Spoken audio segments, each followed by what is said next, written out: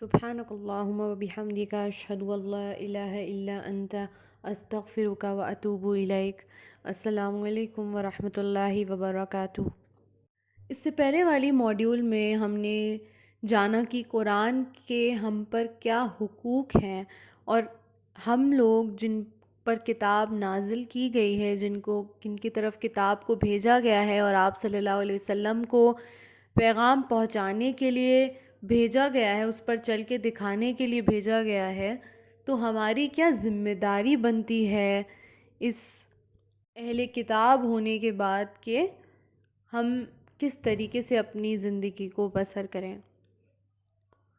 اب یہاں پر ہم کیونکہ بنی اسرائیل کے بارے میں بات کر رہے تھے پچھلے کافی موڈیول سے، ان کی جو نافرمانیاں ہیں ان پر ہم نے بات کی، تو اس سے ہم نے کیا سیکھا، اس سے کیا ہم نے عبرت حاصل کی کہ ان کے اندر کیا کیا کمیاں تھیں جو ہم اپنے آپ میں ٹھیک کر لیں، کہ کہیں ایسا نہ ہو کہ جیسے اللہ تعالیٰ نے ان کو ذلت دی، ان پر لعنت اپنی بھیجی، اللہ نہ کرے ایسا نہ ہو کہ ہم بھی ان ایسے لوگوں میں سے بن جائیں، کہ ہمارا بھی جب ذکر ہو تو اچھی چیزوں کے لیے ہو انشاءاللہ تعالیٰ۔ جب اللہ تعالیٰ کی ملائکاؤں کے ساتھ جب ان کی مجلس میں جب ہمارا ذکر ہو تو اچھی باتوں کے لیے ہو، ایسا نہ ہو کہ جیسے قرآن میں ان پر لعنت بھیجی گئی ہے، ایسا نہ ہو کہ ہمارے ساتھ بھی اللہ نہ کرے ہم ان میں شامل ہو جائیں کہ جن کے بارے میں اچھی بات بولنے کے لیے کچھ بھی نہیں ہے۔ تو اس کا ہمیں بہت دھیان رکھنے کی ضرورت ہے کہ ہم کس راہ پر جا رہے ہیں۔ تو جس آیات سے، جس تھیم سے ہم نے بنی اسرائیل کے بارے میں جاننے کا آغاز کیا تھا، اسی سے ہم اس کا اینڈ کر رہے ہیں، اختتام ہو رہا ہے۔ آگے بھی بہت جگہوں پہ بنی اسرائیل کی اور علاماتوں سے، ان کی اور کرتوتوں سے ہمیں واقف کرایا جائے گا، لیکن پہلے پارے کے اندر جو بنی اسرائیل کی بات تھی وہ جو شروع ہوئی تھی ایک وارننگ سے کہ یا بنی اسرائیل اذکروا نعمتی التی انعمت علیکم وانی فضلتکم علی العالمین، یاد کرو میری نعمتوں کو اور ان کو جھٹلاؤ مت۔ تو نعمتوں کا تذکرہ، اس سے ہم نے یہ سیکھا کہ نعمتوں کا تذکرہ ہمیں کرتے رہنا چاہیے کہ بنی اسرائیل کو اللہ تعالیٰ کی اطاعت کے لیے اور دوسروں کو دین کی دعوت دینے کے لیے اس دنیا میں بھیجا گیا تھا، اور انہیں کافی ساری فضیلتیں بھی دی گئی تھیں، ان کو امامت، تمام لوگوں پر امامت، ایک لیڈرشپ دی گئی تھی، لیکن جس کام کے لیے انہیں یہ عزت دی گئی تھی، ان کو یہ فضیلتیں دی گئی تھیں، ان کو یہ پاور دی گئی تھی، وہ اسے بھول گئے۔ ان کو لگا کہ ان کو یہ اس لیے ملی ہے کیونکہ وہ اسرائیل کی نسل میں سے ہیں، ان کو یہ سمجھتے تھے کہ ہمارے باپ دادا اور ہم اللہ تعالیٰ کے چہیتے لوگ ہیں، تو ہمیں اللہ تعالیٰ سے ڈرنے کی ضرورت نہیں، کسی چیز سے ڈرنے کی ضرورت ہے ہی نہیں ہمیں، کیونکہ ہم اسپیشلی گفٹیڈ لوگ ہیں۔ لیکن ان کو جو ذمہ داری ہے اس کا احساس نہیں ہوا۔ کہتے ہیں نا with great power comes great responsibility۔ تو ہم نے اس سے پہلے والی جو آیت پڑھی اس میں ہم نے پڑھا نا کہ ہمیں یہ کتاب دی گئی ہے، تو یہ ہمارے اوپر ایک ذمہ داری ہے، یہ ہمارے لیے گفٹ تو ہے ہی ہے، ہمارے لیے بشرا تو ہے ہی ہے، لیکن اس کے ساتھ ساتھ بہت بڑی ذمہ داری ہے اس کا حق ادا کرنا، اس کے سارے حقوق ادا کرنا۔ اتنی زیادہ مشکلات سے اللہ تعالیٰ نے بنی اسرائیل کو نکالا تھا، ہم نے پڑھا تھا کہ کیسے فرعون ان کو اتنا زیادہ پریشان، ایک تنگی کی حالت میں رکھتا تھا، پھر انہوں نے کیسے ان کی مدد کری، فرعون کے چنگل سے ان کو نجات دی، کیسے وہ لوگ ندی جب پار کر رہے تھے تو پورے غرق ہو گئے سارے ان کے ساتھی، اور کیسے وہ ایک نئی زندگی شروع کرنے کے لیے صحرا میں پہنچے، وہاں پر انہوں نے کیسے اپنی نئی زندگی شروع کری، اور موسیٰ علیہ السلام ان کی رہنمائی کے لیے ان کی طرف آئے تھے، تو ان کے لیے بہت بڑی ایک ان کے ہاتھ میں پاور تھی، ان کے لیے جتنی بھی بار وہ نافرمانیاں کرتے تھے اللہ تعالیٰ ان کو معاف کر دیتا تھا، کیونکہ موسیٰ علیہ السلام اللہ تعالیٰ کے محبوب تھے، ان سے تو ہم کلام ہوتے تھے، تو ان کی بات کو اللہ تعالیٰ نہیں ٹالتا تھا اور ان بنی اسرائیل کو معاف کر دیتا تھا۔ لیکن کتنی بار ایسا ہوتا ہے کہ ہم یہ سمجھتے ہیں کہ ہماری غلطی کو نظر انداز کر دیا جائے گا۔ اللہ تعالیٰ العفو رعوف مہربان ہے، بہت درگزر کرنے والا ہے، لیکن ہم اب کیوں ایسا موقع دیں کہ ہمیں کسی بھی گناہ میں جان بوجھ کر ہم مبتلا ہو جائیں اور پھر یہ سوچیں کہ اللہ تعالیٰ تو درگزر کرنے والا ہے۔ کتنے گناہ تو ہمارے اتنے عام ہو چکے ہیں جو ہمیں گناہ لگتے نہیں ہیں، اور اتنے گناہ ایسے ہیں جو ہم کانشیسلی کرتے ہیں، کانشیسلی ہمیں پتہ ہے کہ ہم یہ گناہ کر رہے ہیں، لیکن پھر بھی اپنی نفس کو نہیں مار پاتے۔ مجھ سمیت میں یہ بات کہہ رہی ہوں۔ تو ایسے موقعوں پر ہم کیسے اس بات کی امید کر سکتے ہیں، ہم کیسے یہ سمجھ سکتے ہیں کہ ہم بخش دیے جائیں گے؟ کیا ہم نے جو کیا ہے وہ ہمیں نہیں لوٹایا جائے گا؟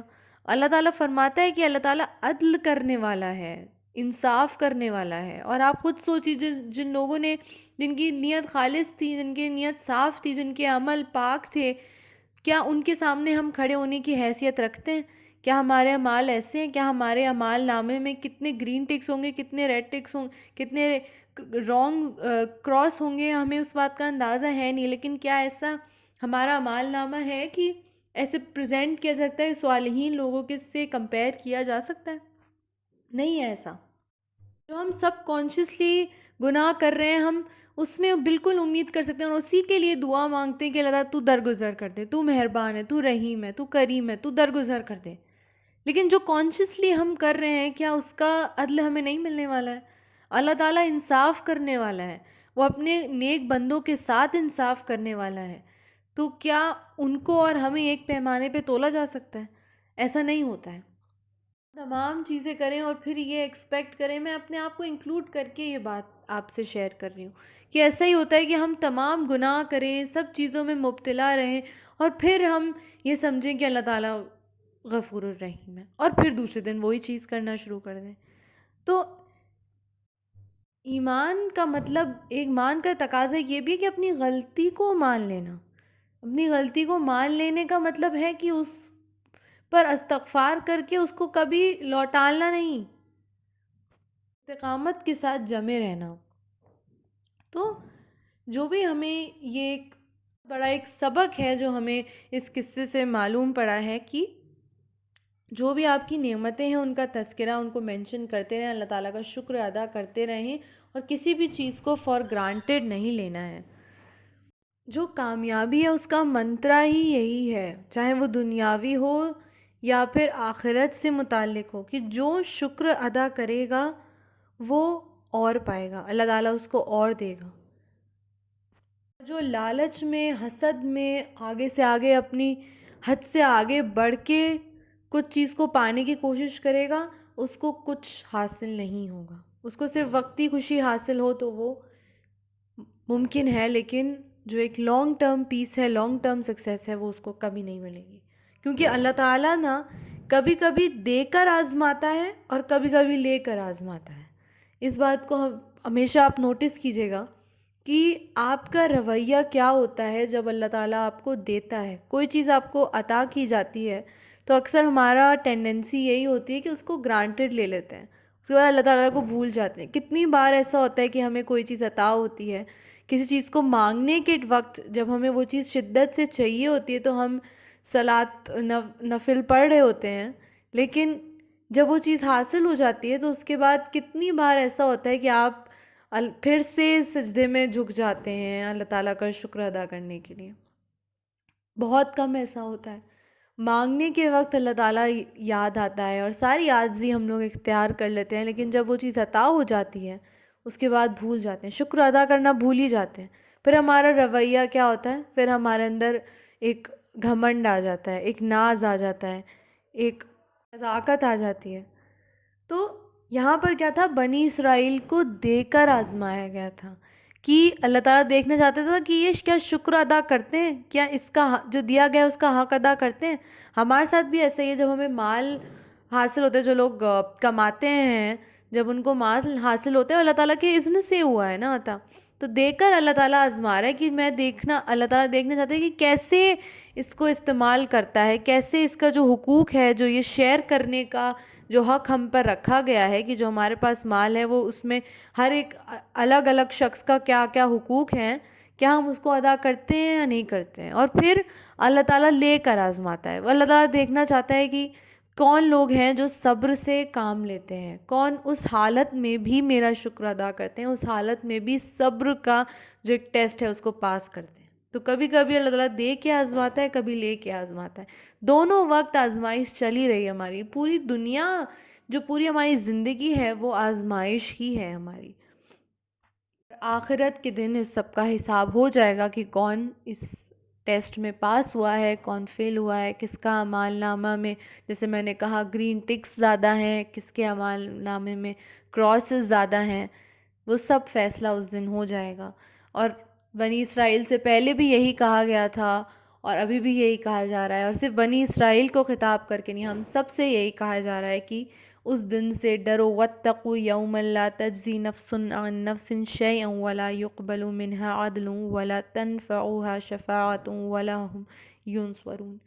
تو اس دن سے ڈرو جس دن کوئی نفس کسی نفس کے کام نہیں آئے گی، کوئی ریکمنڈیشن، کوئی شفاعت کسی کے کام نہیں آئے گی، کوئی معاوضہ، کوئی رشوت، کوئی مال کسی کے کوئی کام نہیں آئے گا. کوئی کسی کے کام نہیں آئے گا، کوئی رشتہ کسی کے کام نہیں آئے گا. تو اس دن سے ڈرو اور اپنے آپ کو ایریکٹ کر لو دین کے مطابق، تاکہ تم کامیابی حاصل کر سکو دنیا میں بھی اور آخرت میں بھی. اسی نوٹ پر الحمدللہ اینڈ کرنا چاہوں گی. جزاک اللہ خیراً کثیرا. السلام علیکم ورحمۃ اللہ وبرکاتہ.